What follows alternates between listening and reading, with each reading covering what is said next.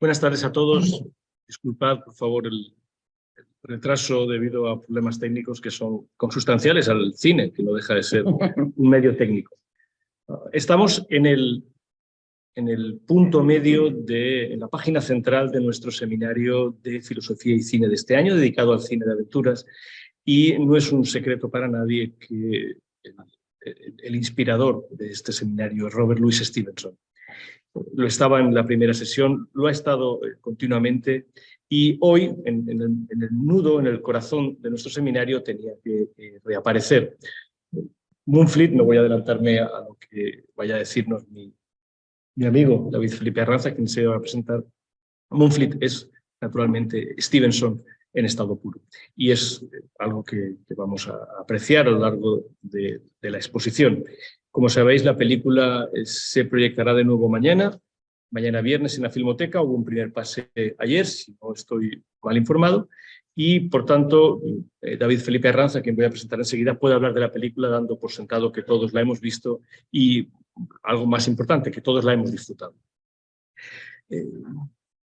Presentar a David Felipe Arranza es para mí un motivo de alegría. Es un amigo muy querido desde hace muchísimos años, por muchas razones.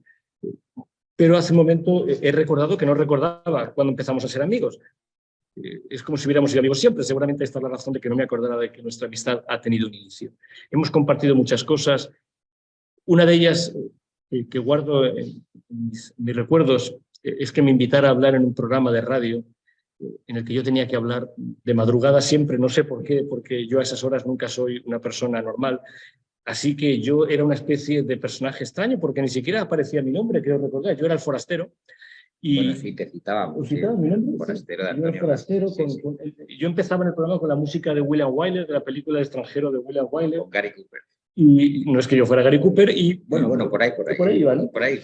Sí. Y hablaba de las cosas más variopintas que ahora recuerdo haber hablado, desde Platón hasta el himno semioficial de Australia. Así que imaginaos las cosas que de madrugada puede hacer un ser humano.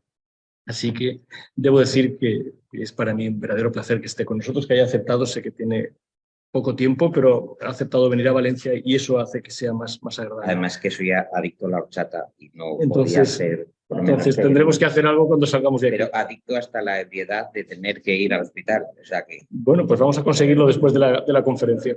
Debo deciros que David Felipe Arranz es una de las personas que mejor conoce el cine desde dentro, mejor conoce qué son las películas por dentro, y ha trabajado en muchos. Aquí tenemos su participación en el libro de Fritz Lang, que coordinó José Luis García, pero ha participado en muchos de estos volúmenes enseñando las películas por dentro.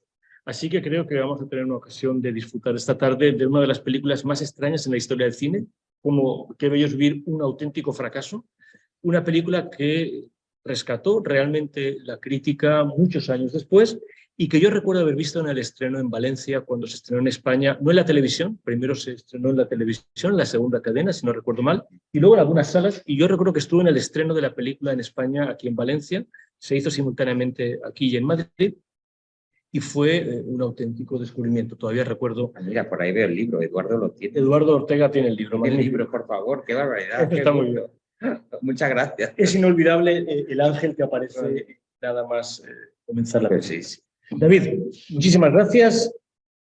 Tienes el rato que consideres oportuno para hablar y después, como siempre, habrá un debate entre nosotros. Adelante. Bueno, pues muchísimas gracias, Antonio, por tu invitación, y es un gustazo estar aquí porque el cine como motor de pensamiento me parece que cada vez se va extendiendo más e imponiendo más, la medida en que, bueno, pues es un arte que contiene todas las artes. Fotografía, música, literatura, teatro, lo tiene todo, ¿no? Y a medida que las series van comiendo el terreno al cine, pues muchos románticos, al estilo quijotesco, vamos defendiendo el cine del territorio que se engulle en las series. Pero bueno, yo creo que pueden convivir ambos formatos, ¿no? Y la invitación a Moonfleet era una tentación porque es una película muy enraizada en la infancia y en los valores de un aprendizaje del paso justo de la infancia a la edad adulta, en un momento muy importante del protagonista, porque verdaderamente nos habla esta película de Wagner de la novela de la historia de un niño que va descubriendo la edad adulta en busca de un tesoro. Que hay algo tan bonito que buscar un tesoro, como decía Stevenson, me recuerda tanto, ¿verdad, Antonio?, a La isla del tesoro, esta novela. Es tan stevensoniana, está tan atravesada por la fantasía, por ese reflejo en el maestro. Era, por supuesto, en la novela de Stevenson, John Silver el Largo, y aquí hay un juego muy curioso, porque la novela es uno de los contrabandistas, siempre hay contrabandistas, tanto en la novela como en la película, pero no es exactamente el personaje de Stewart Granger que aparece luego en esta adaptación cinematográfica que habréis visto, porque voy a hacer muchos spoilers, entonces hay que contarla un poco, ¿no? Si no la habéis visto, pues os tapáis los oídos con las orejas y ya está. Es fascinante en un sentido muy curioso, porque nuestro amigo Fritz Lang en Hollywood no terminó nunca de estar a gusto, en el sentido de que Fritz Lang le encargan muchas cosas, los grandes estudios, y él, su etapa alemana, libérrima, hasta que choca con el Tercer Reich, es donde él se siente más autor, más director. Y en las manos, vamos a decir, casi garras de los grandes estudios de Hollywood, el bueno de Fritz Lang nunca terminó de tener las riendas de sus proyectos. En algún aspecto sí, estoy pensando en Furia, Los verdugos también mueren, quizá un poco Moonfleet, pero no del todo. Hay una mutilación de guión muy importante. Yo creo que era una película destinada, puesto que está rodada en formato cinemascope, a las 2 horas y que se reduce drásticamente, con lo cual, en muchos sentidos, Los contrabandistas de Moonfleet yo creo que es una buenísima película que podría haber sido todavía mucho mejor. Él tampoco termina de estar siempre muy satisfecho con Moonfleet, cuando lo ha contado, ¿no? Pero sobre todo sí que tiene el espíritu, por un lado, de John Mead Faulkner, el amor por los libros, el arte, los grandes maestros, los clásicos y la herencia grecolatina que está en su ADN, es decir, estamos hablando de un hombre que era pues, uno de los hijos de un predicador, que además él era coleccionista de arte, bibliotecario, que además, y esto es un dato muy importante, junto a estos socios poco peligrosos, él dedicó su vida, este escritor increíble, y ahí es, agarraos que hay curva, a la fabricación de armas, en un tiempo en que las guerras internacionales, el Imperio Británico cobraba, pues estamos hablando ya de la última fase de ese gran Imperio Británico de la reina de Inglaterra, cuando este hombre pues, se dedicaba a alimentar, vamos a decir las cosas como son, las guerras del mundo. Quizá Faulkner limpiaba su conciencia o no, no lo sé, bueno, pues incorporando esa parte artística con novelas tan maravillosas como esta de Moonfleet, que además le retrotrae a él mismo a su más tierna infancia.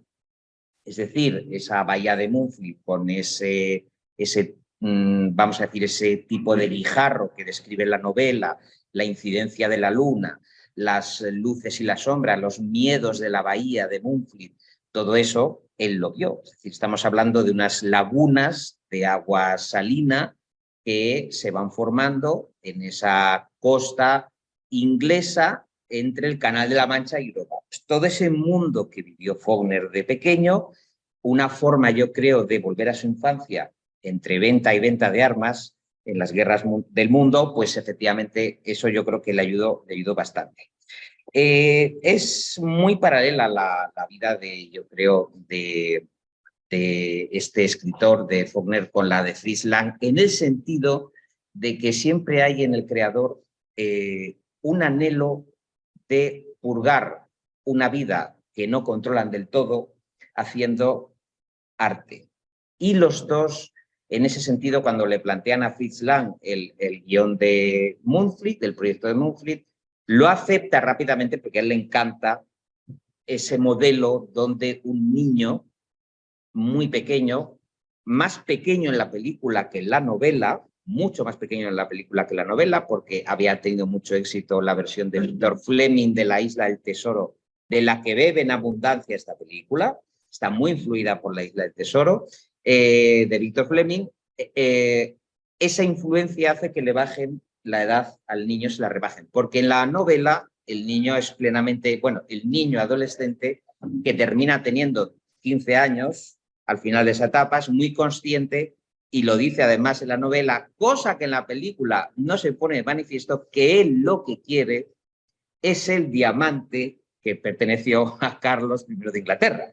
El personaje literario tiene claro que él allí, en cuanto encuentre el diamante de Barba Negra en la novela, Barba Roja en la película, que de esto hay también variaciones, este contrabandista, este nido de contrabandistas, supone para el protagonista una escapada hacia un estadio mejor. Y él en la novela va ensoñándose diciendo, pues voy a comprar un granero, voy a comprar una casa de mi tía. Eso sí, huérfanos los dos, efectivamente, solo que la novela original, el chaval vive con su tía hasta que la tía termina harta de las andanzas del muchacho y lo echa prácticamente de casa. Porque tener a un sobrino, si bien huérfano, tratándose con contrabandistas peligrosísimos, pues esta mujer llega un momento en que decide echarlo de casa literalmente.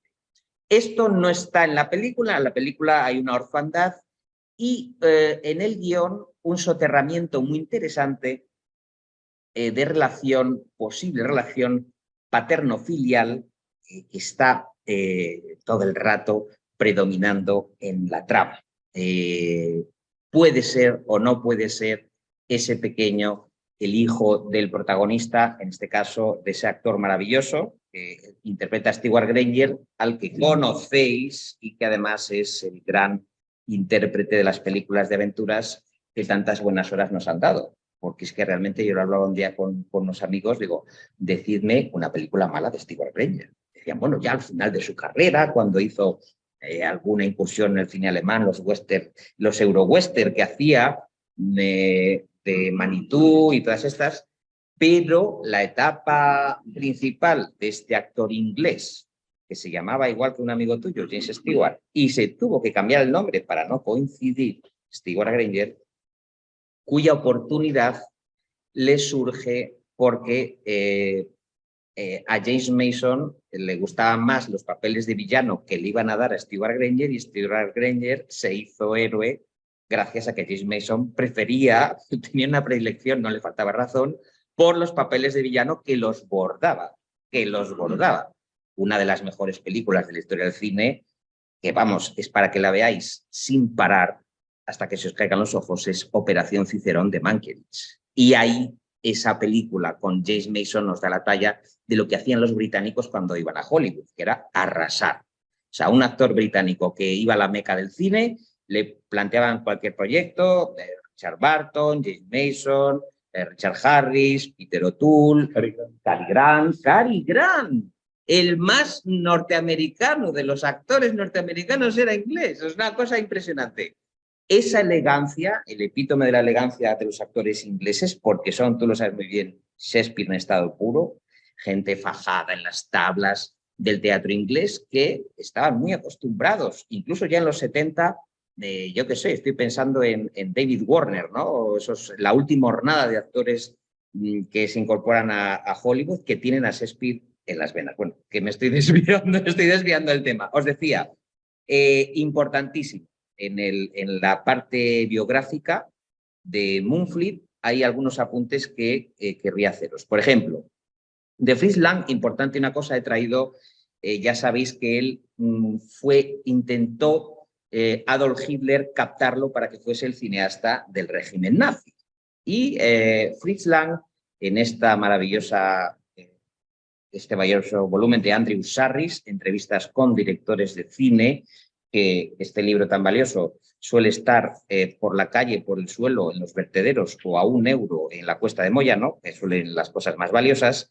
Él cuenta aquí cómo escapa de las garras del régimen nazi y se refugia primero en París y luego se refugia en Estados Unidos, porque Goebbels le echa el ojo y empieza a contar desde la entrevista con Goebbels a la que va muerto de miedo Fritz Lang diciendo: tengo que averiguar cómo, según le estaba entrevistando Goebbels, tengo que averiguar cómo sacar el dinero del banco esta misma noche y salir por patas de Alemania. Mientras lo está entrevistando Goebbels y negociando que va a ser el director de Adolf Hitler. Dice, fijaos, es que es buenísimo. Le llama al despacho, ¿no? Le llama al despacho, tal, dice... al final el doctor Mabuse, que era la película que acaba de hacer, aquel hijo de perra de Mabuse se había muerto para toda mi vida. Era un personaje que tuvo mucho éxito, lo que le pasaba pues a Cervantes con el Quijote, que ya no quería que volviese una y otra vez, porque bueno, entre las copias, que tampoco estaba muy convencido que si pito, que si flautas, pues Mabuse y Fritz Lang, pues sí, había sido una criatura maravillosa, pero estaba harto. Y precisamente en 1932 le dice alguien relacionado con la producción cinematográfica: mire, señor Fritz Lang, hemos hecho mucho dinero con Mabuse. Yo le dije, sí, mucho más que yo. Y le dicen, ¿no podría hacer otro Mabuse? Bueno, le empiezan a liar y efectivamente le ordenan que vaya a ver con ese proyecto donde él dice, para sí, esta vez lo mato. Se llama Mabuse, lo mato. Y encima me llama Goebbels para que haga un Mabuse. Bueno, y de entonces me ordenaron que fuese a ver al doctor Goebbels. Me puse los pantalones de rayas, mi levita y mi cuello duro. No me sentía muy a gusto. Era en el nuevo Ministerio de Propaganda. Se va por unos pasillos largos y amplios con baldosas de piedra y todo eso. Resuenan tus pasos y al dar vuelta al pasillo te encuentras con dos tipos que llevan armas. Fijaos que Fritz Lang fue capaz de prever el régimen nazi a través de la ficción antes de que el régimen nazi se alzase con el poder. Y eso muchos historiadores del cine lo han visto como una especie de capacidad visionaria que tenía él en la tecnología, en el uso indebido de la tecnología. Fritz Lang es un pionero en mostrarlo a través del cine. Todas las películas de la Marvel posteriores de superhéroes donde un supervillano se hace fuerte y domina el mundo con una alta tecnología, eso ya lo hace Fritz Lang. Las aventuras de arqueólogos de Indiana Jones que descubren un enterramiento, eso ya lo hace Fritz Lang en El tigre de Snapur, La tumba india, Las arañas, Los espías. Ese mundo, por eso digo que Fritz Lang es un director extraordinariamente visionario, muy libre y muy incómodo para el poder. Así que el poder, cuando lo llama a sus pasillos, pues le dice Goebbels en persona, pase, señor Lang. Y resulta, dice Fritz Lang, que Goebbels, el inventor de la propaganda, era el señor más encantador que te puedas imaginar. Yo estaba sentado, dice Fritz Lang, frente al doctor Goebbels y me dijo, el Führer ha visto sus películas y ha dicho, este es el hombre que nos hará las grandes películas nazis. Le dije, me complace, Herr Ministro. ¿Qué otra cosa podía decir Fritz Lang? Ese fue el momento en que me dije, y cito a Fritz Lang, esta tarde es la única ocasión en que podrás salir con seguridad de Alemania. Volví a mirar el reloj. A las 2:30 cierran los bancos. ¿Cómo podré salir de aquí? No salí. Fue muy amable, le dije que sí a todo, pero cuando salí era demasiado tarde. No podía sacar mi dinero. Fui a casa, le dije a mi asistente, mira, tengo que ir a París, prepara las cosas necesarias para unos cuantos días, porque entonces no me atrevía a decir la verdad a nadie. Cuando él no miraba, metí en la maleta todas esas cosas que tiene cualquier hombre. Una pitillera de oro, una cadena de oro, los botones para la camisa, el poco dinero que se tiene en casa, y le dije, lleva esto a la estación, sacas el billete y yo llegaré después. Como tenía miedo de que me siguiese alguien, llegué justo un minuto antes de que saliera el tren. Miré a mi alrededor, por encima del hombro, parecía una película emocionante, pero de las malas, y a la mañana siguiente yo ya estaba en París y las cosas se calmaron un poco. Entonces me llegó una carta de los de Hacienda diciendo, hay una pequeña diferencia en su declaración de ingresos del año 1927, creo que debería volver tan pronto como le sea posible. Fui lo bastante inteligente para saber de qué se trataba, así que les contesté con una carta muy educada diciendo: no puede ser muy importante, pero volveré, aunque no en la fecha que ustedes quieren. Estoy aquí tratando de conseguir un trabajo que no se puede lograr en Alemania. Volveré dentro de 8 o 10 días. 8 días más tarde recibí una carta en que me decían que me habían confiscado todas mis cuentas y después confiscaron M, el vampiro de Düsseldorf, y se quedaron con todo.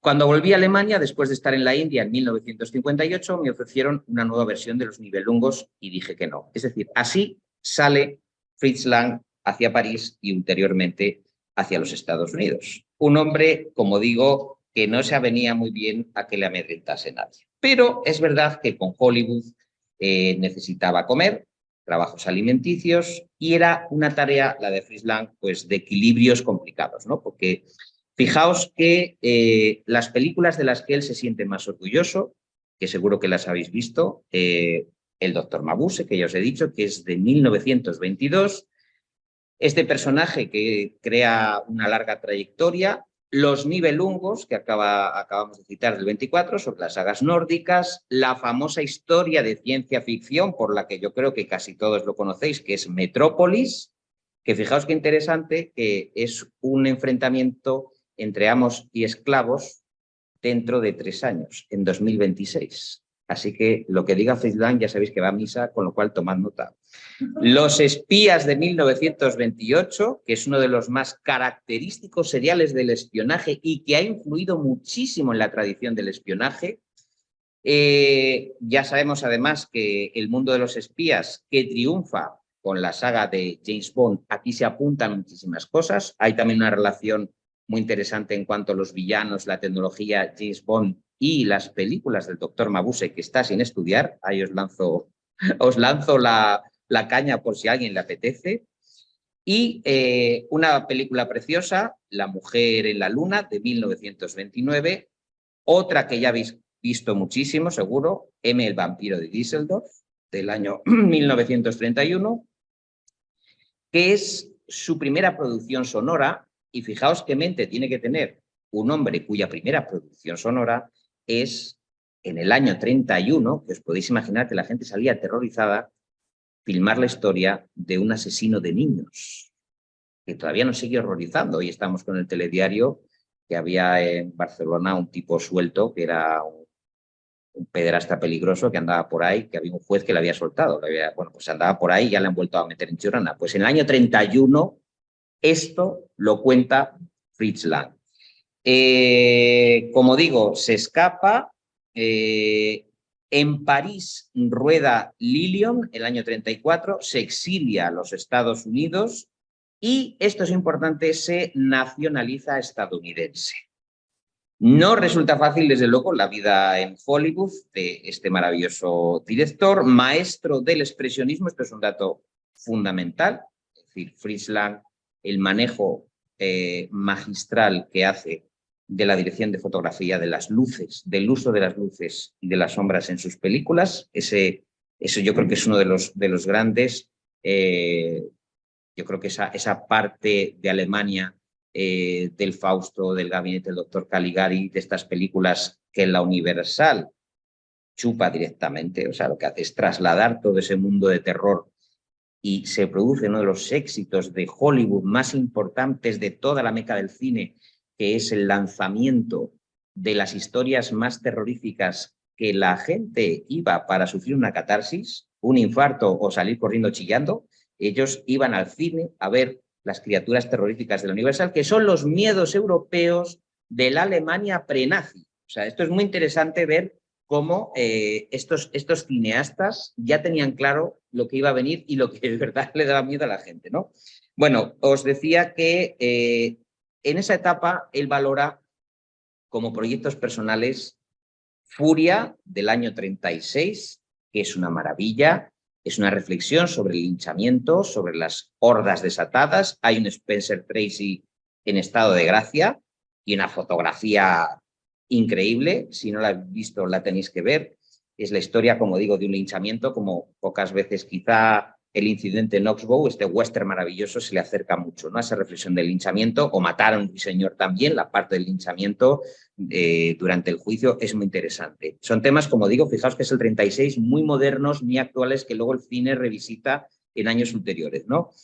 El hombre atrapado, este sí es un proyecto personal de 1941, fijaos qué interesante, porque habla precisamente sobre uno de sus deseos más acariciados, los atentados contra Adolf Hitler. Bueno, pues es la película sobre un atentado, uno de los atentados frustrados contra Adolf Hitler con Walter Pidgeot, que a mí este actor me encanta, ¿no? Y una película muy compleja, muy interesante, del año 43, Los verdugos también mueren, que os recomiendo, porque además la coescribe con el dramaturgo Bertolt Brecht. Y también está La almendra de Europa, los conflictos europeos que alentaban en ese momento el continente, ¿no? Y es en este caso un enfrentamiento entre los nazis y los nacionalistas checos en Praga, ambientado en 1942, enfrentamientos, como sabéis, que se llevaban a cabo, enfrentamientos muy crudos, que se saldaban casi siempre con los nazis haciendo un ajuste de cuentas y fusilando a esos rebeldes, etc. Muy interesante esta película y se va acomodando a los géneros. Fritz Lang, tenéis en esa línea de acomodación en Hollywood, Solo se vive una vez, La mujer del cuadro, que siendo un género al que Fritz Lang se acomoda, le sale una obra maestra con Edward G. Robinson, Joan Bennett, una obra impresionante sobre el deseo, que es una evocación del doctor Unrath, las obsesiones del ángel azul, el Pigmalión, el maestro sobre una obra de belleza que le va dando forma, todo ese mundo que se mezcla con ese cuadro, que se parece mucho a Laura, que es una película que nos encanta, cuando la fascinación del personaje por un cuadro se metamorfosea en un ser real, ¿no? La película es extraordinaria.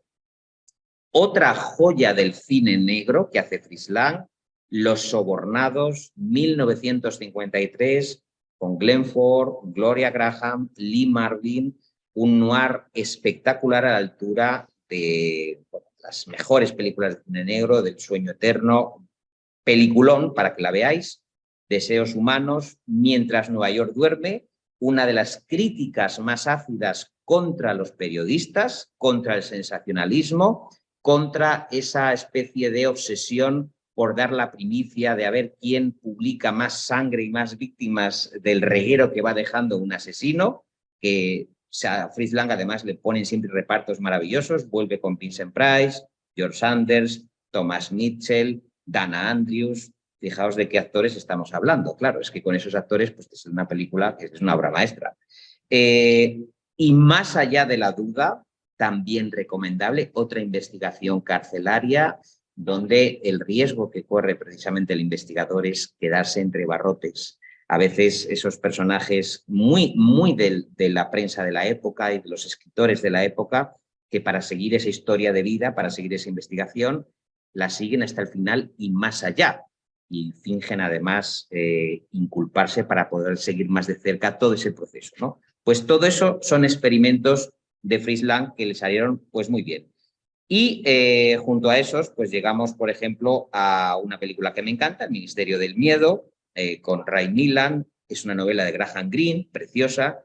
Perversidad, también otra vez emparejando a Edward G. Robinson, a Joan Bennett, es una versión de La Golfa, Le Chien, del año 31 de Jean Renoir, La Gardenia Azul, y llegamos en el 55 a Los contrabandistas de Moonfleet, que tiene varias cosas muy interesantes que tenemos que revisar. Que es, en primer lugar, de Los contrabandistas de Moonfleet, quiero decir que decíamos antes que había un ingrediente de Faulkner, de John Mead Faulkner, pero que proviene, y yo sé que a Antonio le gusta mucho, de un contexto social muy concreto, que es el de la sociedad victoriana, que empieza, vamos a decir, a pinchar, a entrar en crisis, y yo creo, no sé si está de acuerdo conmigo, que los momentos crepusculares a veces de la humanidad o de los periodos históricos alientan el nacimiento de obras maestras, ¿no?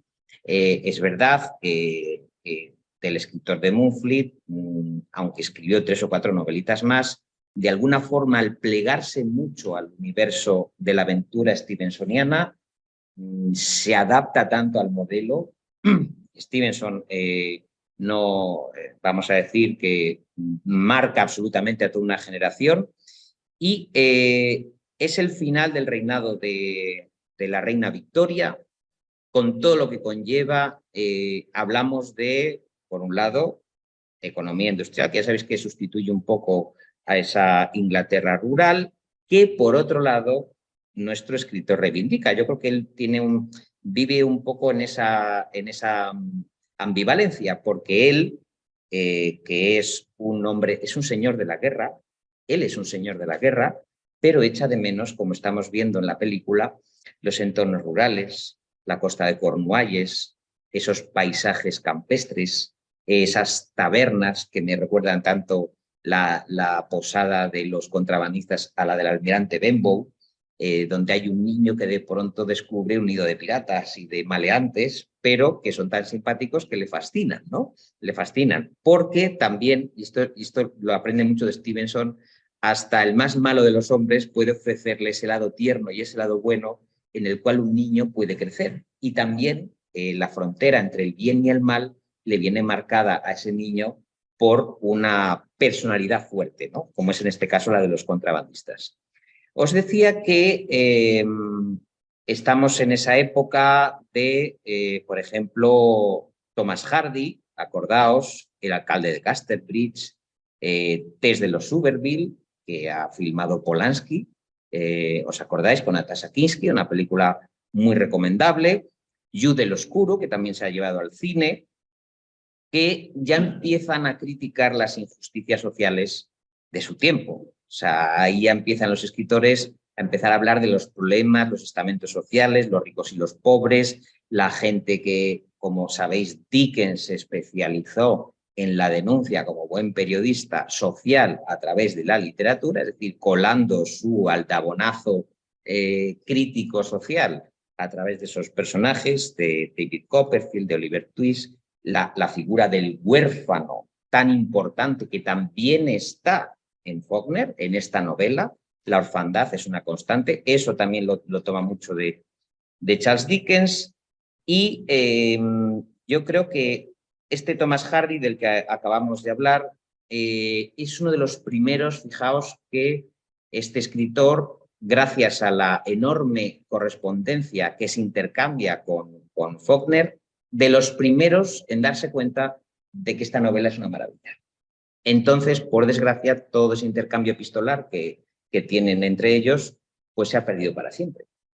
A lo mejor aparecerá en algún momento, pero el caso es que pues es difícil, porque las cartas ahora sí, cuando uno ya es consciente de su valía en el mundo literario, pues tiende a conservar las cartas, pero te puedes imaginar en la época un señor de la guerra intercambiándose cartas con Thomas Hardy, pues acabarían donde acabasen. Pero el caso es que sí que se sabe que intercambiaron mucha correspondencia, sobre todo por esos paisajes de Dorset, la Inglaterra rural, la Inglaterra de la costa, esos acantilados cortados casi a cuchillo, en los que hay una imagen muy recurrente en la novela, se asoman los niños, que es, lo decía Rafael Argullol, la atracción del abismo. El niño a la vez se asoma a ese abismo y tiene, por un lado, en lontananza, las naves, los barcos que vienen a traer, a recoger y a llevar el contrabando, y por otro lado, cuando miran hacia abajo, esa fatalidad, esa pulsión de muerte que tienen presente desde muy tierna infancia. Esa atracción del abismo en esas costas de Inglaterra cortadas, como digo, a cuchillo, está muy presente en la novela, no tan presente en la película, pero sí la pulsión de muerte yo la he encontrado, ¿no?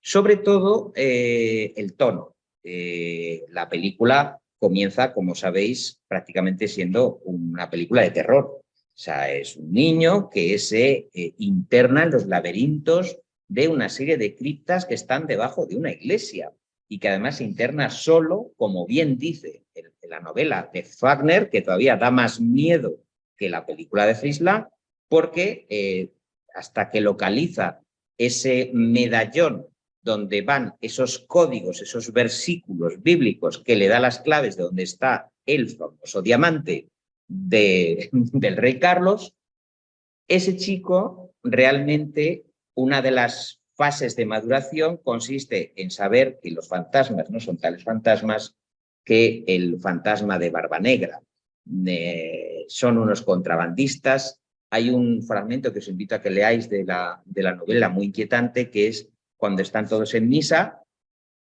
debajo de la iglesia, ya sabéis, están las criptas, las grandes losas con las argollas para tirar de ellas y bajar las escaleras, y en una de las,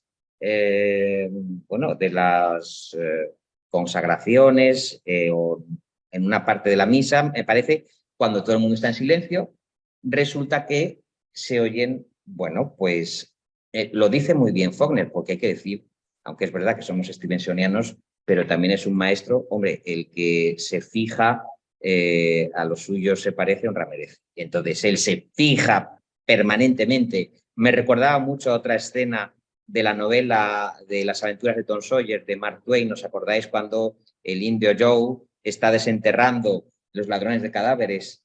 El niño que presencia a unos hombres manipulando tumbas, yo creo que esa asociación verdaderamente espeluznante hace que el chaval pase de un estadio de auténtico terror y de auténtico pánico a descubrir que en realidad no hay más fantasmas que unos hombres moviendo barriles y moviendo féretros. Pero el párroco le dice que no, que es que esos son, fijaos la historia que se inventa el párroco, dice que son unos féretros, los féretros de esa cripta, de la cripta a la que pertenece la familia del protagonista, chocando entre sí, porque es la historia también, como la caída de la casa User de nuestro querido Edgar Allan Poe, el fin de una saga.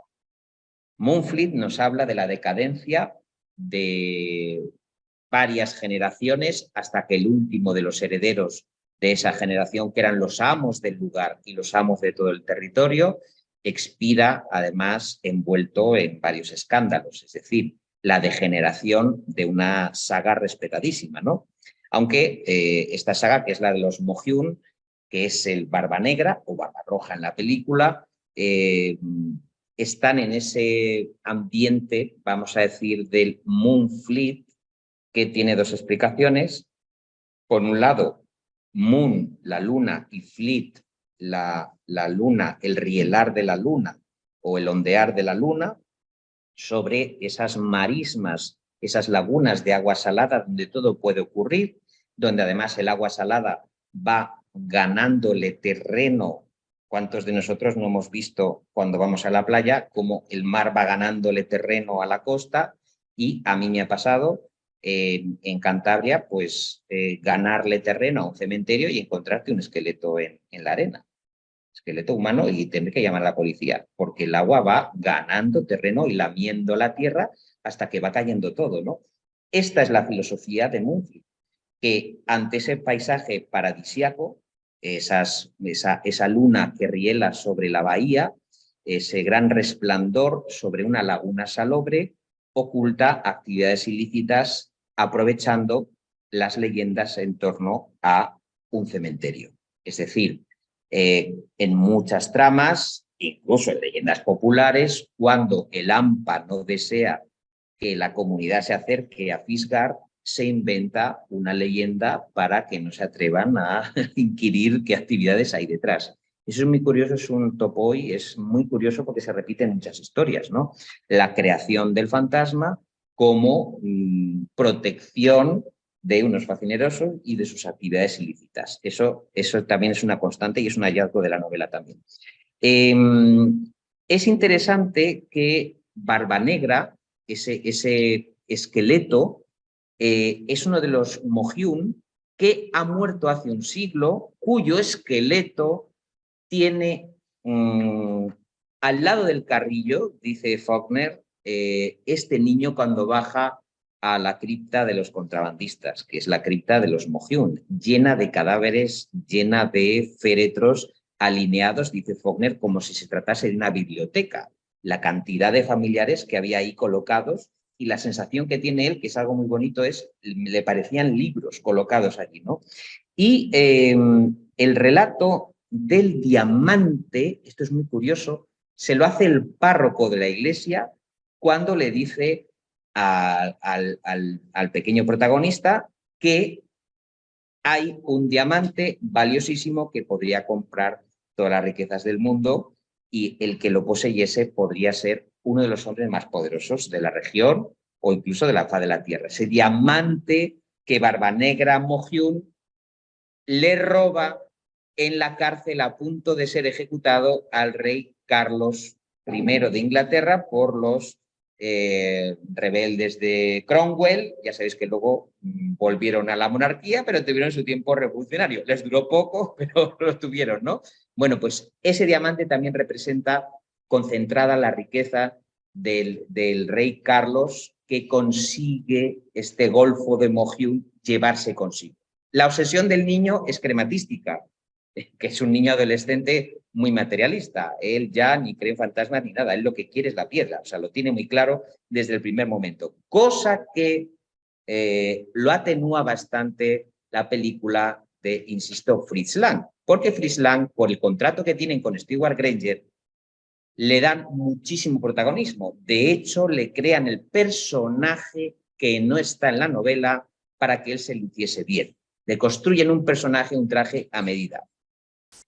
Sí están en la película y están representados en la novela, y muy bien representados, Ratsey, el sacristán borrachín al que da vida Melville Cooper, que también es otro secundario de lujo, que tiene mucha más presencia en la novela, y junto con este sacristán está Elsevier Bloch, que en la película, os acordáis, que es el único contrabandista que se atreve a plantarle cara a ese personaje maravilloso que interpreta Stewart Granger, con una lucha que tienen en la taberna, pues donde se las ven y se las desean. Elsevier Bloch, ese secundario que está en la película de Fritz Lang, es principal aquí. Sería el equivalente, si nos trasladamos a la Isla del Tesoro, a John Silver el Largo. Es el que enseña al niño, el que le enseña el camino, el que le muestra las cosas, el que le planta cara a un corregidor cuando van a subastar. Acordaos en la novela esa subasta de el Why Not, que es el que además es un título de taberna, es un nombre de taberna muy divertido que luego se exporta incluso a España. Hay tabernas que se titulan ¿y por qué no? Bueno, pues eso viene de los ingleses, de why not, ¿por qué no entramos aquí y empinamos el codo, ¿no? Pues esa es la taberna donde ocurren las cosas.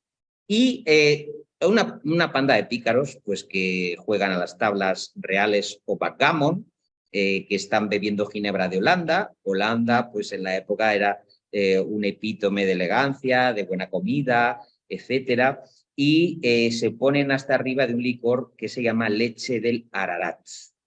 Todo esto, este niño, jovencito, adolescente, lo prueba también y se incorpora a la banda de los contrabandistas. La playa de Moonfleet es también una trampa mortal. La bahía es una amplia ensenada de 20 millas de largo. ¿Os acordáis de una película de Alfred Hitchcock con Charles Laughton sobre naufragios? A él le interesaba mucho a Hitchcock la parte de la depredación humana. Por supuesto, la del socorro está presente cuando hay un naufragio en una costa. El pueblo atiende a los malheridos, pero hay una cosa que no se suele tocar, que es la depredación de los restos del naufragio, pero incluso con la gente moribunda o rematando a los malheridos, a los marineros que caían al agua. Esto está en Moonfleet, no lo cuenta tan crudamente Fritz Lang. Yo creo que es una parte del guión que se endulza, se edulcora para que no sea tan cruda, pero lo cierto es que en esas bahías, cuando embarrancaban los barcos, lo que se producía eran auténticos asaltos criminales a la carga de los barcos. Por eso el tráfico de contrabandistas va más allá de la mera entrada de mercancías sin pasar los aranceles. Hablamos de asesinos, de ladrones, de delincuentes y de rematadores de malheridos en esa ensenada, en esa bahía de Moonfleet, donde por una galerna, lo dice muy bien en la novela, que a veces sufre el azote de una galerna del sudoeste, el barco no puede continuar su viaje, queda embarrancado y asaltado por los contrabandistas de morfina. Es una parte que yo creo que ahora el cine, de haberla hecho, la hubiera filmado al principio de la película, es decir, hubiera pintado verdaderamente el aspecto más despiadado de estos piratas o depredadores de costa, porque no son piratas de alta mar. Esta gente lo que hace es esperar a que bueno, lleguen los restos de los naufragios o los pobres desventurados, y esto sí está en la novela y por eso es muy interesante para que lo estudiéis. Es también muy curioso, hay un libro que siempre recomiendo, que es sobre el mundo de los significados del agua, El agua y los sueños, Gastón Bachelard, lo conoces, donde nos habla de las aguas negras. Y hay una obsesión que entiende muy bien el director de fotografía y que entiende muy bien Frisland, que está en la novela original, que es cuando el agua se torna negra, no solamente por la cripta y el moho, lo dice en la novela en muchas ocasiones, de esas tumbas y de esos féretros, sino también del vino, el ron, las sustancias de contrabando. Se va creando un agua fétida debajo de esa iglesia que se asemejaría a una suerte de infierno. Ese infierno en la tierra en la que chapotea, fijaos, un niño de 10 o 12 años intentando aprender un poco de la vida, ¿no? Esa idea también está muy obsesiva y está muy bien reflejada en la película, a mí me gusta mucho, porque estos piratas junto con el niño es gente que está permanentemente mojada, permanentemente empapada y de la rodilla para abajo no saben qué es lo que hay. Estamos hablando de aguas opacas, aguas completamente negras, turbias, con todo lo que ello supone. Cuando el cadáver, literalmente, no ha de un pasaje de terror muchísimo más terrorífico en la novela que en la película, se cae encima del muchacho, el chico se agarra al féretro, de hecho se agarra a la barba negra de Barba Negra para no caerse, y cuando finalmente se cae, pues imaginad que se le cae encima un cadáver de hace un siglo, a un muchacho que no pierde la compostura, fijaos, la sangre fría, siempre no perdáis de vista por mor de su objetivo, hacerse con el diamante, lo cual implica que este niño iba a llegar lejos, como así fue, ¿no? Esto es muy interesante, es decir, el niño no pierde en todo momento que si aguanta el miedo, si se le cae encima Barba Negra, si quita las telarañas, las barbas, que se queda con un puñado de Barba Negra, que cuando enciende una yesca ve que es un cacho de la barba del esqueleto, ahí se queda. Bueno, de hecho, junto con Edgar Allan Poe, otra de las obsesiones de los mejores escritores es, en este caso, el temor a quedarse dentro de una cripta. En este caso, esto es real. El chico, en la novela, no tanto en la película, ya digo que la película se edulcora porque estamos hablando de Hollywood, me parece que son 2 días los que permanece el chico sin comer ni beber, muerto de frío, encharcado, con el agua hasta las rodillas, al que terminan encontrándole precisamente este personaje, Elzevir Block, este contrabandista que ejerce un poco esas labores paternas, que ha perdido a su hijo y lo sustituye en su imaginario por este muchacho, que también ha perdido a sus padres. Hay una adopción mutua, ¿no? El niño lo adopta, es decir, entre comillas, o lo elige como padre a este contrabandista fuera de la ley, yo os añadiría y asesino, y él adopta al niño en su lado más tierno, aunque sea un asesino, aunque sea un facineroso, este señor desde el principio dice: siento que es el hijo al que han matado los fusileros en una de nuestras huidas, de nuestras correrías, ¿no? Y esa relación entre los dos está muy bien planteada por Faulkner, una relación paterno-filial, pues como la tenían efectivamente los protagonistas de La Isla del Tesoro, ¿no? Eso está muy bien reflejado.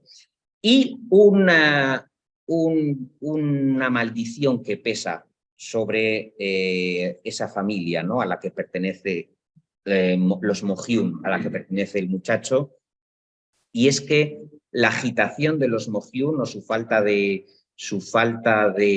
vamos a decir, de empatía con el prójimo, la forma de lapidar su fortuna, todo ese mundo está presente de alguna forma en la sangre y en la herencia de un chico que nos dice Faulkner en la novela será capaz de superar.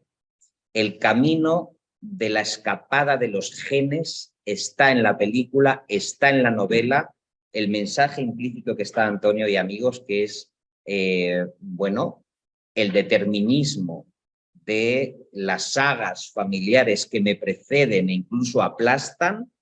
Desde mi más tierna infancia yo voy a ser consciente y voy a hacer algo con mi vida para que no sea eso, porque él, aunque es ambicioso y quiere ese diamante, esa piedra preciosa, esa esmeralda, él va a hacer un buen uso de ello. Ya digo que está intentando buscar casas, comprar cosas, cuidar de su tía, que es su tía es la que lo aguanta. Todo eso son buenos deseos que él tiene para prosperar, pero para bien, ¿no? Y eso es muy interesante cómo tuerce él ese destino. Cosas que os pueden también interesar, y es que junto con La Isla del Tesoro, que es de 1883, también tiene mucho que ver con otra novela que a mí me gusta mucho, estoy seguro que Antonio también, que es Secuestrado, de 1886. Y que también de alguna forma es muy dickensiana, en el sentido de que es una Bildungsroman, una novela de aprendizaje.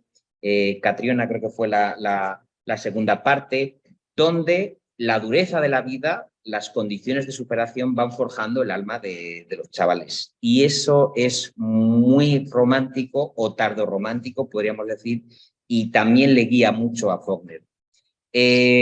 Fijaos que Stevenson muere en el Pacífico Sur en 1894, 4 años antes de que apareciese Moonfleet. Es decir, Stevenson no llega a ver la novela impresa y de alguna forma yo creo que Stevenson, Walter Scott, está en la mente de Faulkner cuando escribe la novela, ¿no? Es la forma de entender esa novela de aventuras donde la leyenda, el Andes errante de Marryat y tantas cosas están en la biblioteca mental de nuestro escritor.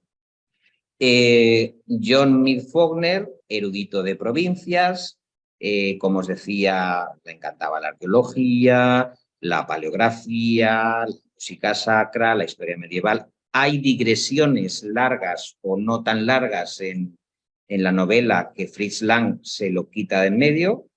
Pasa lo mismo con El nombre de la rosa. Las digresiones larguísimas que tiene la novela de historia del arte, los fragmentos de latín, Jean-Jacques Anod los quita de en medio, los fusila, pues aquí de alguna forma Fritz Lang también hace lo mismo, ¿no?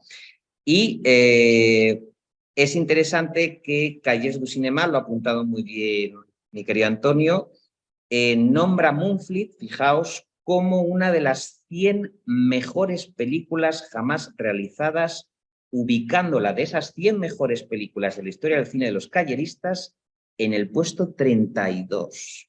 Fijaos la fascinación de los franceses por esta película de Fritz Lang. Bueno, a Fritz Lang lo veneraban.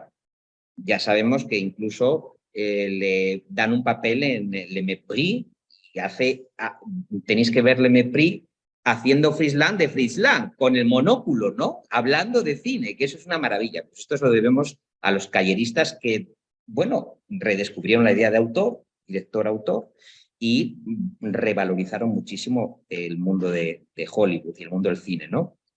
Y los créditos de apertura también son muy notables. Hace 200 años el gran páramo de Dorset se volvió salvaje y sombrío hasta el mar. Aquí, en calas escondidas y pueblos solitarios, las bandas de contrabandistas ejercían su violento comercio. Violento comercio. Y aquí, una tarde de octubre del año 1757, un niño pequeño vino en busca de un hombre a quien creía su amigo, que es justo lo que piensa el pequeño protagonista de La Isla del Tesoro, que le dice a John Silver, y piensa también para sí, creía que eras mi amigo, ¿no?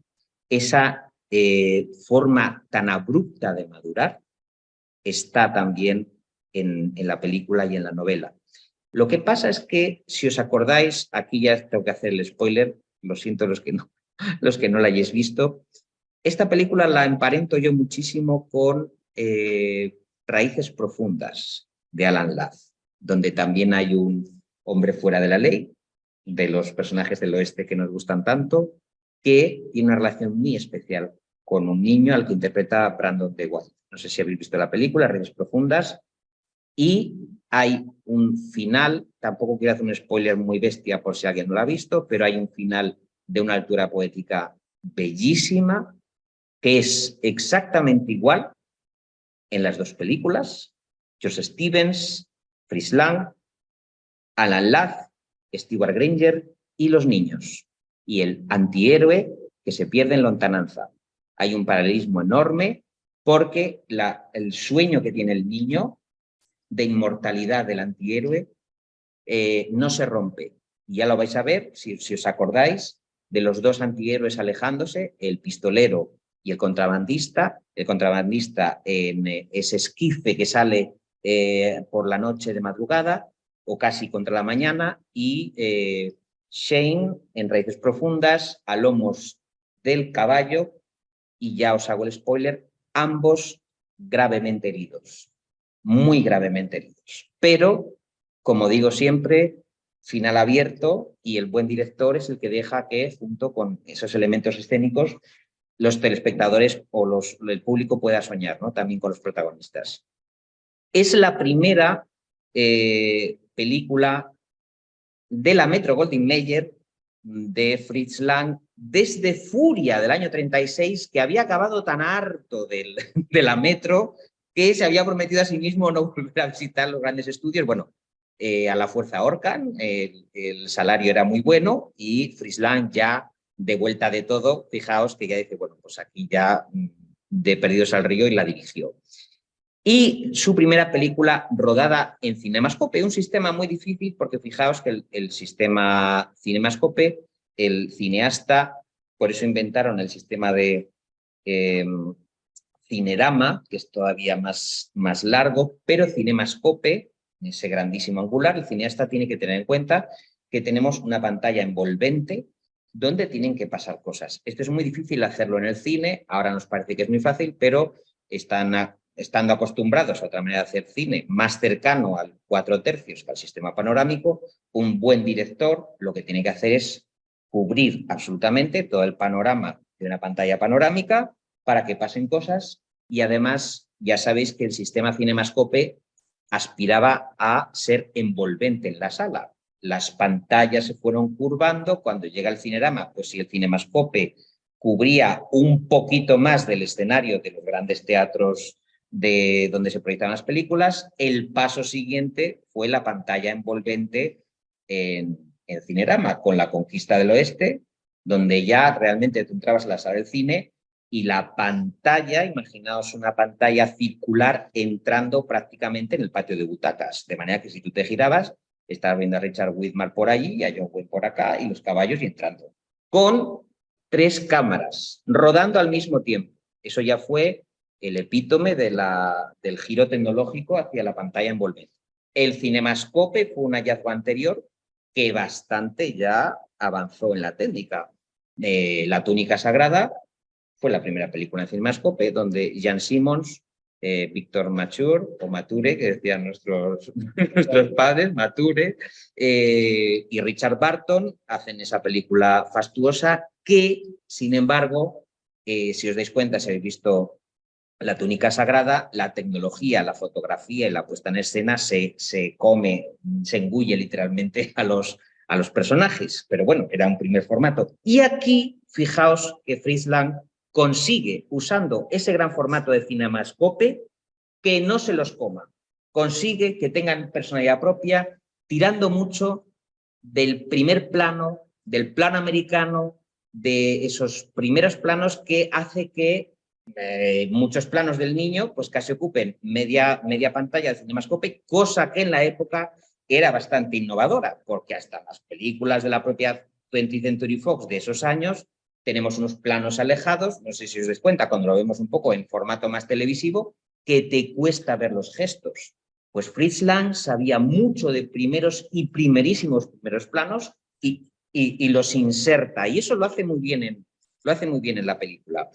Y los cambios con respecto a la novela, pues ya os los he dicho, la edad del niño, etcétera, y sobre todo la búsqueda, que eso es un hallazgo de guión, yo creo muy bueno, la búsqueda del niño a su padre. El niño busca en su padre, es un cabo que deja ambiguo totalmente Frisland para que cada uno de nosotros resolvamos si realmente ese contrabandista es o no el padre de ese pequeño salvaje, vamos a decir, ¿no? Pequeño salvaje. Y eso es importante, que se rueda íntegramente en los estudios de la Metro-Goldwyn-Mayer, salvo algunas escenas, no os penséis que son las costas inglesas, sino las costas de California, y lo ha dicho muy bien Antonio. Con todo esto, Frisland en Hollywood, formato Cinemascope, reparto de primerísimas estrellas, fijaos que es que tenemos a George Sanders en el reparto, que eso son palabras mayores. Bueno, pues fue un fracaso de taquilla y la Metro-Goldwyn-Mayer perdió 1,2 millones de dólares. En fin, Frisland reveló en una entrevista, y esto lo buscó en los archivos, que el productor John Houseman reeditó la película, por eso os decía que le falta metraje.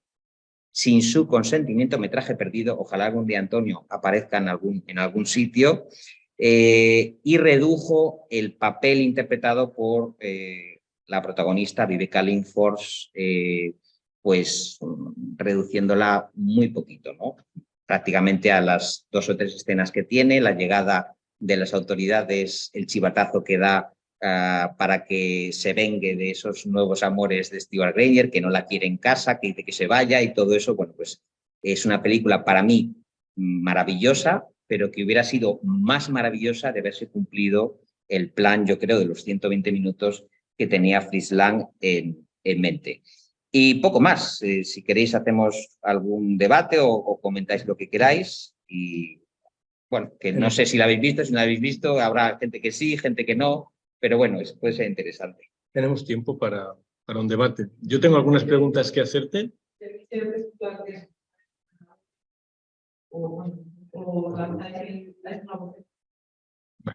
Y si queréis por abrir, si no veo ninguna mano ahí, y no sé si aquí hay 2 o 3 preguntas que quiero hacer. Tienen que ver con el cine, exclusivamente. Una es la influencia de esta película en Barry Lyndon de Kubrick. Quiero decir, bueno, yo creo que Kubrick estropea esta influencia, pero mi obsesión con Kubrick no tiene nada que ver. Pero hay una influencia clara en esa recreación del siglo XVIII, en lo que no tiene de cine de aventuras la película, que es el personaje, solamente lo has aludido de pasada, el personaje que crea George Sanders. Sí. George Sanders es un hombre muy dotado para hacer cine. En registros actúa con Rossellini en El viaje a Italia, ¿no? Es un hombre que puede hacer cine europeo. Una película, por cierto, para verla 30, 40, 50 veces. Sí, está película. Viaggio en Italia, por favor. Es estupenda. Sí, Te querré siempre se tradujo al español. Eso es una cosa. Ahí George Sanders demuestra, yo creo que se come a Ingrid Bergman, ¿no? Ese hierarquismo profundo del hombre que está atravesado por una herida. Pero aquí crea un personaje mucho más acorde con él. George Sanders era un hombre que había decidido descreer de todo. De hecho, se suicida en España, ¿no? Un gran cínico. Un cínico, efectivamente. Es él, es que crea un personaje extraordinario que yo creo que en algunos momentos desplaza la potencia, para mí desmesurada y gratificante siempre, de la mejor película de aventuras que ha hecho Steve Granger. ¿Para ti sería la mejor película de aventuras? Está Scaramouche, está El prisionero de Zenda, está Las minas del rey Salomón. Pero el personaje que crea aquí, yo creo que es por Frisland, es extraordinario. Sí, es muy complejo. Sí, Esa es una de las preguntas que quería hacerte. La contraposición, perdón, pero pues fíjate, esta dislexia de la alergia y la alegría me lleva, yo creo, matando todo el día. Otra pregunta. Sí. Siempre la importancia del color en esta película. Hay algo que cuando viniste a Murcia por primera vez, hicimos aquellos primerísimos ciclos de filosofía y cine hace más de 20 años. En aquel momento también hablamos de Mufli, creo que lo hizo nuestro amigo Alcoiza. e insistió mucho en la vela roja del final, que no llegamos a saber si es roja la vela o si es roja porque está amaneciendo. Y entonces juegan con ese color, pero el color en esta película es extraordinario. La dirección artística de Cedric Iwos, pero esto venía de suyo porque era el hombre que sabía adaptar cualquier... Sí. Estas tres cosas, la influencia en Kubrick, la importancia de George Sanders aquí, el color, y para rescatar un poco al pobre Jan Houseman, ¿no? Porque el año pasado hicimos el ciclo de Wells, es el amigo de Wells, es el, por así decirlo, el que sale perdiendo en esa historia tremenda que es Wells. Que también era actor, hay que decirlo. Sí, efectivamente, pero es y es al que le debemos una de las defensas más claras de que Ciudadano Kane era de Wells. Cuando toda esta historia de que al final todo el mundo quiere haber hecho Ciudadano Kane, ¿no? Y Houseman, que seguramente lo conocía mejor que nadie, lo zanjó diciendo, miren, déjense estar ya, Ciudadano Kane, esos son Wells. No es el guionista, no es Hank, no es Greg Toland, es él. Todos estos habían hecho cosas, pero el que faltaba era Wells. Y eso que se llevaron fatal, que acabaron muy mal, posiblemente porque Houseman se había enamorado de él y tuvieron una cuestión que Wells manejó a su antojo, ¿no? Pero el papel de Houseman aquí es tan mal. A mí hay una cosa que tú sabes más de esto. Sobre todo con películas que fallan y de las que aborrecen todo. De esa película hablaron mal todos los protagonistas. Sí. Houseman, Granger, todos. Y de hecho fue un fracaso.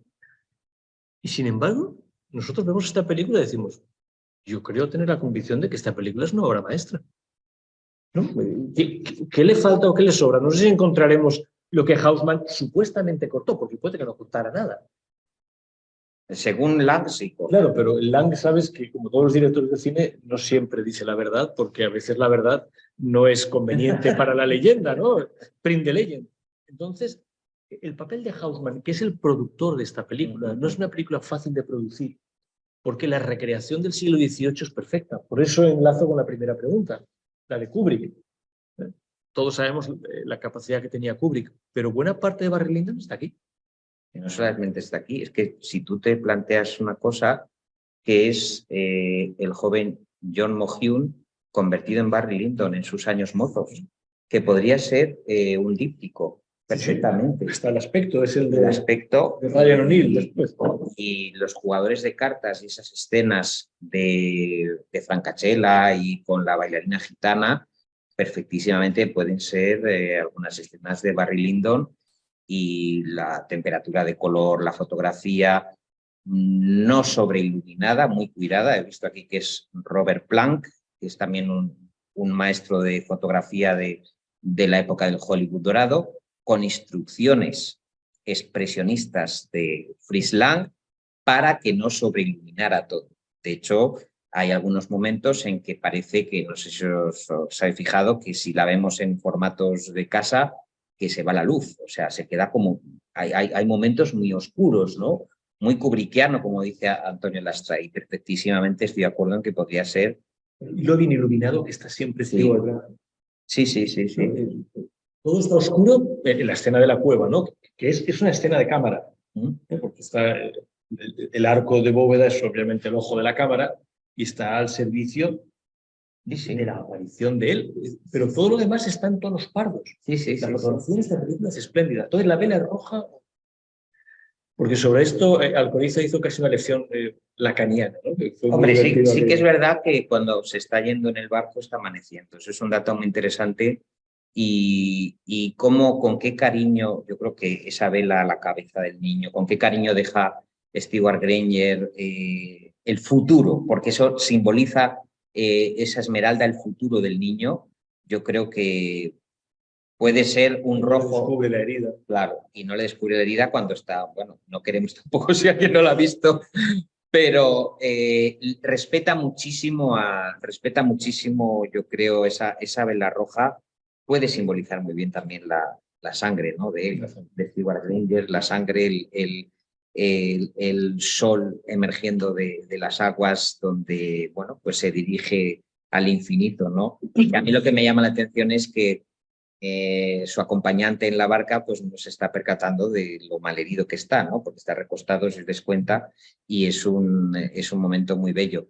Y lo de George Sanders, pues ¿qué te voy a decir? O sea, es uno de mis actores favoritos. Las memorias os las recomiendo. Están sin traducir, están en inglés, pero son las memorias donde habla de un hombre que además escribía novela policíaca. Os recomiendo, bueno, hay tres novelas policíacas de George Sanders publicadas, traducidas al español. Mi favorita es Crimen en mis manos. La tenéis en Austral, todavía si os metéis en Todo Colección o en Iberlibro, que es donde buscamos los sabuesos de libros y de tesoros, todavía se puede localizar alguna novela de George Sanders. Crimen en mis manos también se puede localizar, donde él siempre fantaseaba, George Sanders, con que en medio de un rodaje hubiera un crimen, o en una representación teatral a algún actor haciendo de villano se le fuese las manos el cuchillo, ¿no? Pues todo eso él lo escribió en forma de novela y se dio a sí mismo, es muy gracioso, el papel de investigador, porque sabéis que George Sanders era el protagonista del Santo, de Simon Templar, las novelitas policíacas de kiosco, que se hicieron una serie de 10 o 12 películas, que luego continuó su hermano, Tom Conway, el hermano de George Sanders. El hermano de George Sanders hizo El Halcón. Él hizo El Santo, él hizo El Halcón, y luego, efectivamente, en televisión, Roger Moore también hizo eso, ¿no? O sea que hay una parte de George Sanders muy desconocida. Yo creo que uno de sus grandes papeles, donde también hacía de sí mismo, es Lord Henry Wotton, del retrato de Dorian Gray, tan bellísima esa película de Albert Lewin, y yo creo que es un personaje que está permanentemente, salvo algunas excepciones, haciendo de sí mismo hasta Neva al desnudo, ¿no? Ese crítico. Un hedonista cansado, por decirlo con Oscar Wilde. Un hedonista, es que es wildiano total, sí. George Sanders, ¿no? Y el idioma inglés en esta película sí, en la versión original. Oye, pero en Raíces Profundas, Alan Ladd está herido. Bastante malherido está. Yo Sí. ¿Estás seguro? Sí, va. ¿Físicamente o no, físicamente de verdad, o sea, tiene que tomar la brida del caballo con una sola mano. Cuando vuelve del enfrentamiento con Jack Palance... ¿Jack Palance le ha disparado? Sí, le ha dejado como un acerico. O sea, él va bastante tocado. Y entonces, por eso yo siempre entronco las dos películas, porque en ese irse la vida por la sangre del antihéroe, el niño no lo sabe. Y los dos, como tú me hubieras apuntado, no se lo quieren comunicar tampoco. La cercanía de la muerte. Ni Alan Ladd ni Stewart Granger. Entonces, son dos películas en ese sentido muy, muy paralelas, donde a través de los ojos de un niño... Tengo idealizado entonces la película porque yo no he caído en la... Yo siempre pienso que va a volver Shane. Es uno de los efectos de George Stevens, que tú pienses que va a volver y otros piensen que se va a caer a los 2 minutos.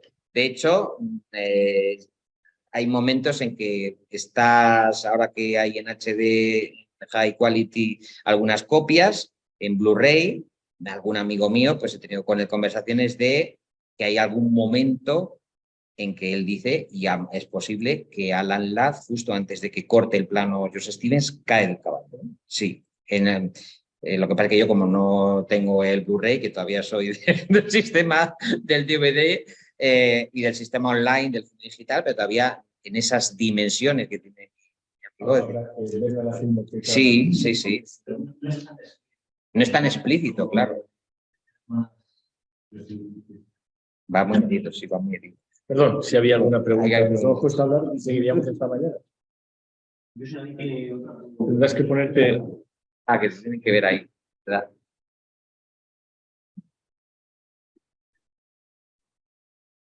¿Me pongo por aquí? Hola, ¿se oye? ¿Se oye bien? Vale. Y mi pregunta tenía que ver, bueno, muchas gracias por tu charla, me ha gustado mucho. Y mi pregunta tenía que ver con uno de los rasgos que has comentado en relación con el momento crepuscular de la época victoriana, ¿no? me parece que hasta cierto punto es un rasgo común de la épica, ¿no? El hecho de, o de la mejor épica, el hecho de situarse o ambientarse en un momento de cambio, ¿no? En Homero puede ser el paso de esa época, ¿no? Homérica o heroica a una época razonablemente más democrática, ¿no? De ganan los que hieren de lejos, ¿no? Y en las películas de John Ford, por ejemplo, ¿no? Estaría representado por el ferrocarril, ¿no? En última instancia, quien gana es el ferrocarril o incluso la cámara. El caballo de hierro. Sí, el caballo, sí. En este sentido, si podrías comparar o comentar algo más, ¿cómo ves en la película esto? Es decir, ¿cómo se refleja este ingrediente de la época, el fin de una época y el principio de otra? Estaría representado en esta película, por ejemplo, por el fin de la piratería, en algún sentido, y el principio de una Commonwealth o incluso de una especie de Wall Street, ¿no? De los piratas son ahora los nuevos empresarios, ¿no? ¿Cómo lo ves representado en la película? Muchas gracias.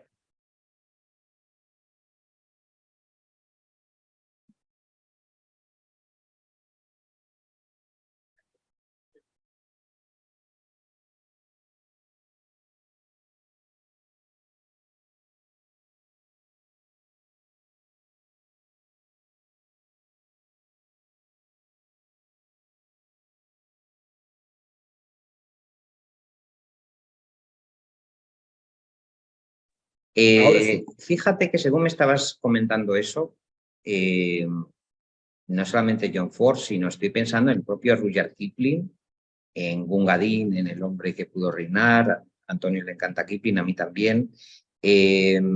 Cómo ese sentimiento de ocaso que tenía Faulkner también en la novela, también implicaba una protesta contra la gente del continente que no se estaba enterando de las hazañas y los esfuerzos que hacía el Imperio Británico por mantener esos territorios y para mantenerse a salvo, ¿no? Todas las historias de soldados, de leyendas épicas de soldados que indefectiblemente mueren en el combate o mueren a carcajada batiente. Hombre, también un George Stevens, ahora que hablamos de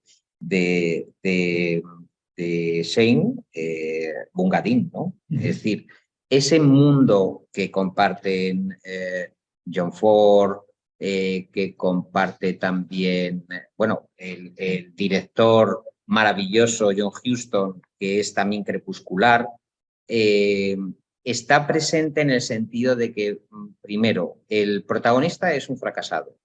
Es un hombre, y en este caso concreto, cuando hablas del tono crepuscular, que le han dado en las espaldas más de 100 azotes. Hay un momento de la película en que se deja ver la camisa. No son perros. Que son perros. Muy bíblicos.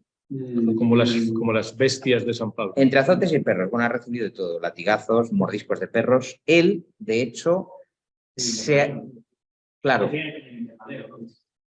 atreve a conquistar a una muchacha que pertenece a un estatus superior. Eso significa que va a ser expulsado. Pero ese fin del imperio está en que, o ese fin de ciclo, de época, en que él es capaz de hacer su propia fortuna saltándose el escalafón social. Su ascensor social está, una vez que ha sido expulsado del paraíso donde estaba su amada, sin que su amada tampoco lo pudiese evitar, porque las estructuras sociales de la Inglaterra de la época, te puedes imaginar.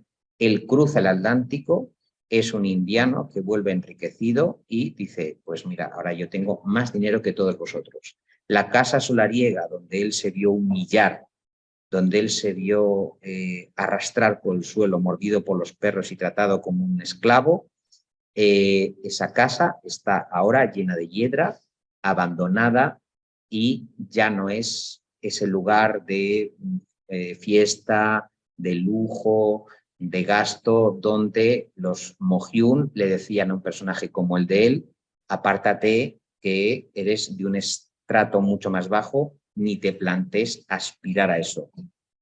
El llegar a ser un personaje creando tu propio linaje gracias a tu oficio y gracias a tus habilidades, como es él, y crear esa fortuna y volver con esa fortuna, aunque luego la gastara, como hemos visto en la película, la malgasta, pero esa posibilidad de haberse puesto por encima de esos linajes centenarios yo creo que hay una señal de que las cosas han cambiado y de que ese relato inamovible de la saga familiar que siempre va a estar en una posición hegemónica y predominante tiene su fin.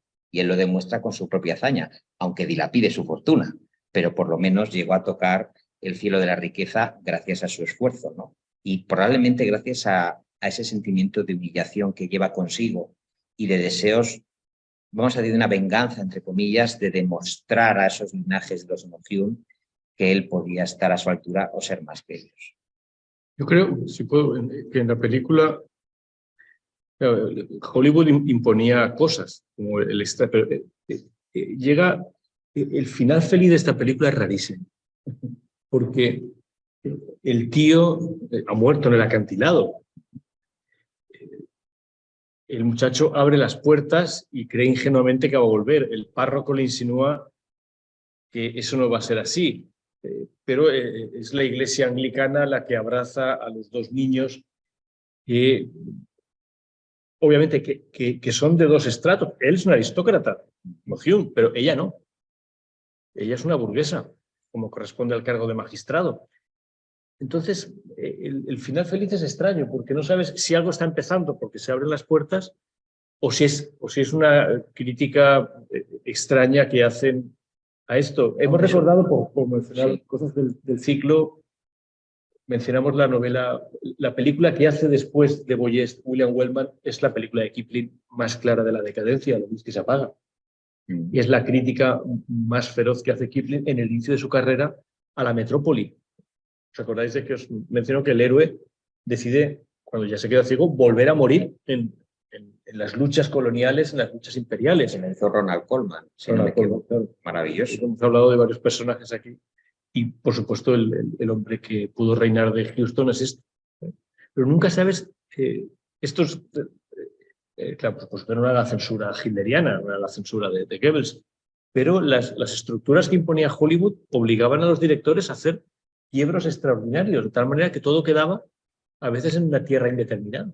Hombre, en el caso de esta película, la exaltación de la amistad, en el sentido de que sé que volverá porque es mi amigo. O sea, me parece una frase que resume toda una ética. O sea, me da igual lo que digas o las circunstancias en las que esté, sé que va a volver porque es mi amigo. O sea, es la explicación que da, ¿no? Parece aplastante en los tiempos en que vivimos, ¿no? Esa frase tan rotunda de la confianza que le ha entregado el muchacho, y seguramente estará con él para siempre en ese sentido, que no se equivoca, porque le ha inculcado unos valores, le ha entregado esa piedra, se ha sacrificado por él, y cuando el chico conozca toda la historia, seguramente dirá, claro que era mi amigo. Entonces hay un canto positivo en ese sentido, igual que es un canto positivo en El hombre que pudo reinar, cuando Daniel Dravot habita en el espíritu de P.G. Carnahan cuando se presenta ante Kipling y le dice, bueno, usted conoció a Daniel Dravot, pues aquí está, y se saca a Daniel Dravot de esa bolsa de pelo de caballo, de camello, la abre y Daniel Dravot está ahí, pero está ahí porque está con él. Y luego nos cuenta Kipling, que no lo dice Houston, que tú lo sabes, que Ichi, cantando, ululando, enloquecido con la arena del desierto, muere al poco tiempo en un hospicio allí tirado, ¿no? Entonces, yo creo que el mensaje que tienen Kipling o Faulkner o Stevenson es el valor de la amistad entre dos personas irrompible, a pesar de que han tenido sus fallos. Todos ellos han tenido crisis, todos son imperfectos. El personaje de Steve Granger, el contrabandista, abandona al niño, literalmente, pero se arrepiente por el camino, tiene un retorno. Daniel Dravot, literalmente, le dice a Pichi, me da igual, me quedo aquí, voy a ser el rival de la reina, vete solo, cógete lo que quieras, y le traiciona en ese sentido porque el pacto que tenían era volver cuando las cosas se pusiesen feas. Pues así, ¿no? Entonces, yo creo que el valor de la amistad, estos escritores y ulteriormente los cineastas haciéndose eco de esas novelas, es como un valor imperante, imperfecto, claro que sí, pero quizá de los más importantes, junto con el amor, que queráis, ¿no? La estructura que hay encima está corrompida y podrida. personaje de George Sanders es un lord. Que va a hacer negocio con él, además. Y le hace, ¿no? Cuando le detiene los soldados, le dice que mi escudo de armas no es suficiente para que yo Hace vaya. así, lo señala en la puerta de... Y yo pensaba que mi escudo era suficientemente conocido por aquí, ¿no? Pero claro, eso es un lord británico. Los británicos eran piratas. Sí, sí. Estaba pensando también a medida que estoy escuchando esto, si no puede ser... perdón.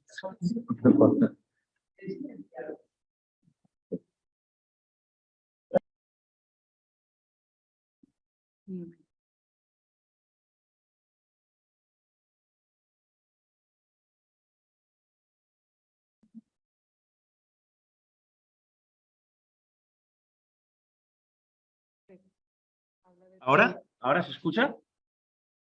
Sí, perfecto. Que decía que estaba pensando a medida que estaban comentando esto, si la posibilidad de que, o sea, la ambigüedad que hay en la película acerca de si él es o no su padre, ¿no?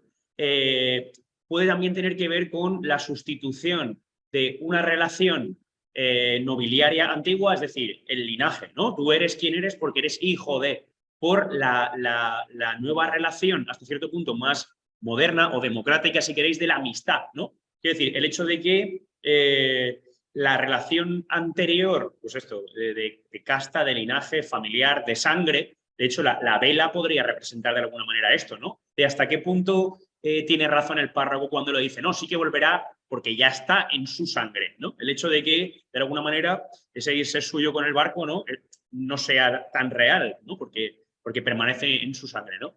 Si esta ambigüedad puede tener que ver con esto, con este cambio de relación o con este cambio de época o de democratización en algún sentido, ¿no? El ferrocarril implica la sustitución de la relación paterno-filial por la relación de amistad, ¿no? No necesariamente tenemos que aprender de los anteriores, sino que de los mayores, sino que los mayores también pueden aprender de hecho, uno de los detalles como más heroicos de la película, ¿no? Cuando dicen, tanto el niño como el padre o su amigo, ante las dificultades, ¿no? De, bueno, ha sido bueno para el ejercicio, ¿no? Para ejercitarse. No sé cómo es exactamente la traducción. Sí, beneficial, ¿no? Ha sido bueno, no sé cómo lo dice en la traducción castellana, pero esto, ¿no? Esta frase la aprende Stewart Granger del niño. Lo dice primero el niño y después Stewart, ¿no? Sí, puede estar también representado aquí.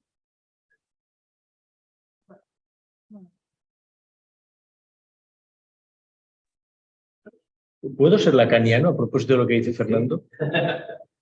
Podemos aventurar que sí, que él es el padre del muchacho, pero que ha sido castrado por los Mohyun. Es que explicaría buena parte de la mentalidad de la película. Obviamente eso no se puede decir en una película de Hollywood del año 55 y menos con Stewart Granger imaginarlo castrado, ¿no?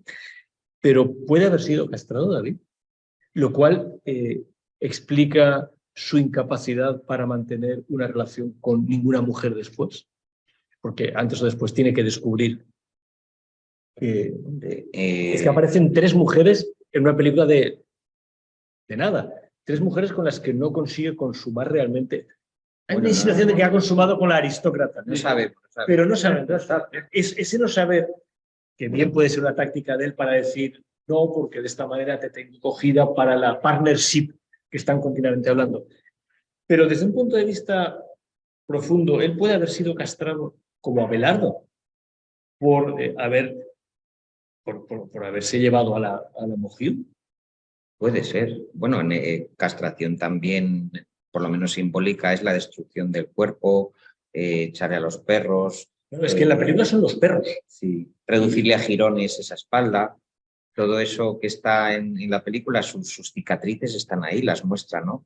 Y lo que planteas es que el entronque genético, efectivamente, de un paria en un árbol genealógico fundador de Moonfleet, con el resultado de ese niño. Efectivamente, ahí es donde yo también creo que sí que es el padre, o sea, lo que deja caer Fritz Lang, y que él, a medida que avanza la trama, por las frases que dice, va entendiendo poco a poco que es el padre del niño. Al principio dice, pero este niño ¿de dónde sale? ¿Esto qué es? No sé qué, ¿quién me la manda?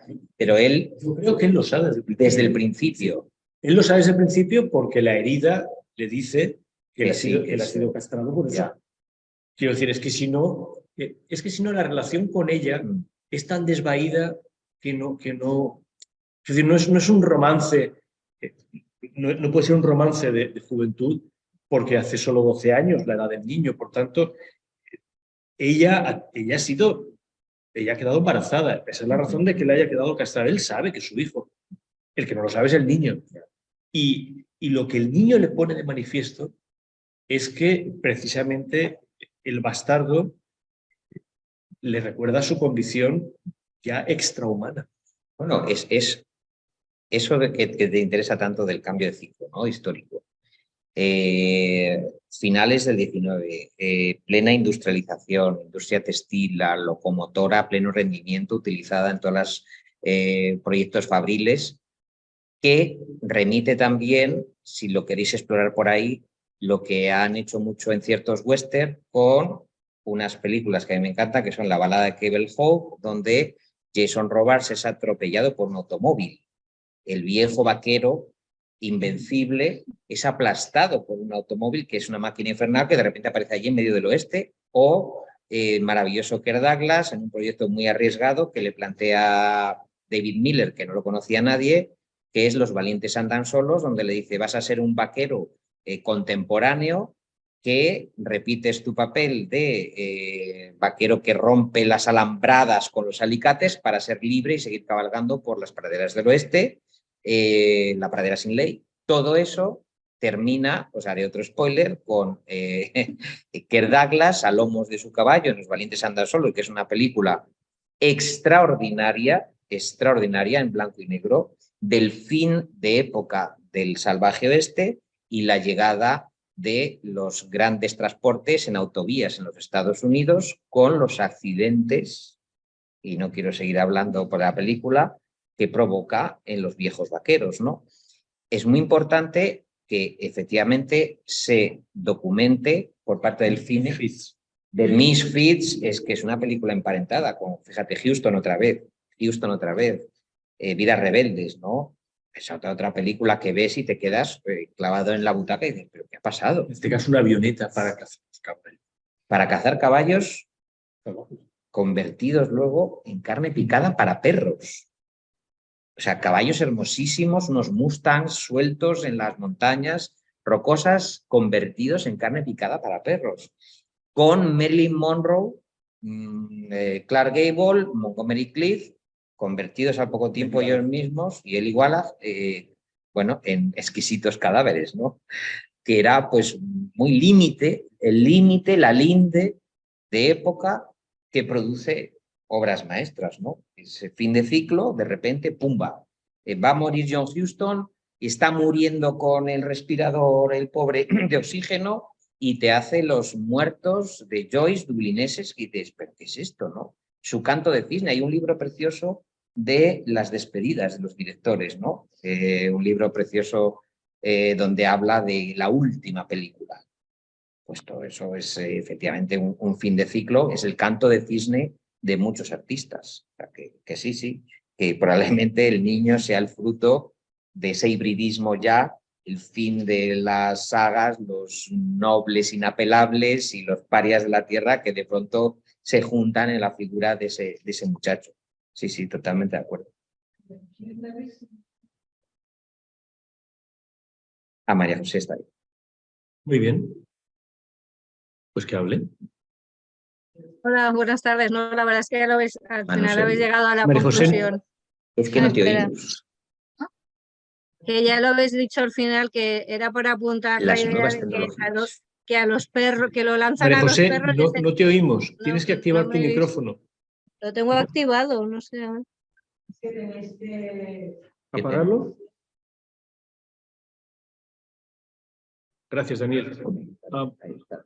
Decía María José que puedes hacerlo por escrito y te contestamos. Vamos a ver. ¿Nos envías el mensaje, María José? ¿No? Se ha desesperado. Bueno, lo sentimos. Lo sentimos. Las nuevas tecnologías. Sí, pero no lo... ¿Hay alguna pregunta? Mira, el más? chat está aquí, sí. Sí, pero es este A ver, mensaje. dale ahí. No, es este mensaje. ¿Es ese? Sí. envíanos un mensaje por el chat, porque ya ha declinado. ¿Alguna otra pregunta, incluso aquí en la sala? ¿No? Son prácticamente las 9. Bueno, pues si te parece lo dejamos aquí. David, muchísimas gracias a todos. Gracias, David, por estar aquí. Se me está oyendo, ¿verdad? No voy a decir que está hablando solo. Están aplaudiendo ahí en casa. Recordad que mañana podéis ver la película en la Filmoteca, los que estáis aquí en Valencia, y que seguimos el jueves que viene con Los Tres Mosqueteros, y Rochefort, y D'Artagnan, y toda la banda. Así que... Y gracias a Eduardo por comprar el libro, de verdad. Esto ha sido un detallazo que estoy conmovido, por favor. De verdad. Que además son libros que valen su telita, ¿eh? Muy bien. Gracias a todos. Gracias. Adiós, Carlos.